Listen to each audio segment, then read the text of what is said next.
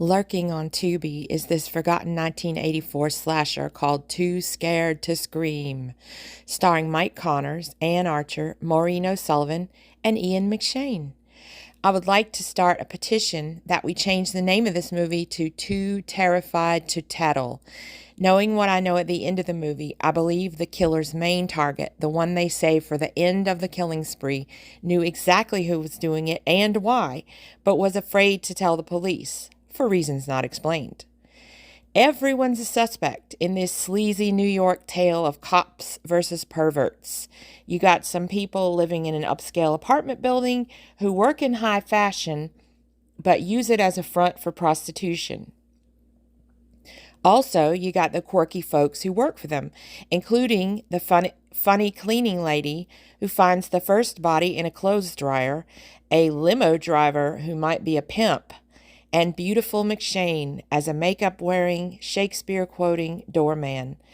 Night falls on the city as a creep in a limo fights with his rented girlfriend who lives in the building where McShane works, and the unfortunate doorman is the last person to see her get into the elevator before she meets a shadowy fate in her apartment.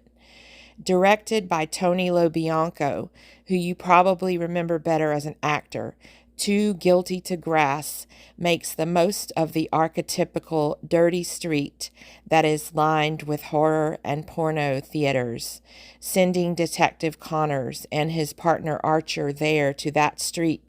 The film shows us a different kind of doorman, the guy who beckons everyone off the street into the peep show and who is also an informant. Unfortunately, the suspect he leads them to, the aforementioned limo driver, almost gets the better of them before Archer brains him with a trash can lid. But even though he had previously tied up the angry Rich John from the beginning of the film and burned him all over the butt with cigarettes, I still don't know why, the driver isn't the killer. So it's back to harassing McShane's lovely and sad character, who we soon learn is a former actor who lives in a mansion with his mother, a paralyzed O'Sullivan, who seems to be trying to tell everyone she comes into contact with some dramatic something or other by moving her eyes. Catapulting myself into the holes left in the plot, I think she knew who the killer was as well. Right at the end of the movie, after Connors' short-sighted police work has gotten him stabbed and a couple of his men killed, we finally get the speech from the killer about why they had to do it, but it still doesn't make a lot of sense.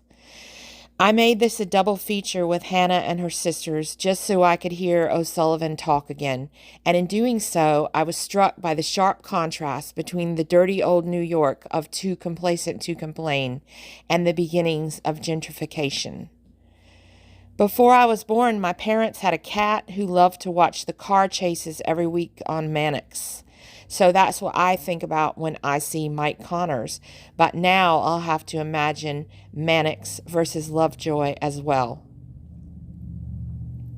Everyone who likes offbeat 80s slashers should look up this problematic and entertaining little movie, but bear in mind that Too Dank to Disappoint would be incredibly homophobic if it wasn't incoherent.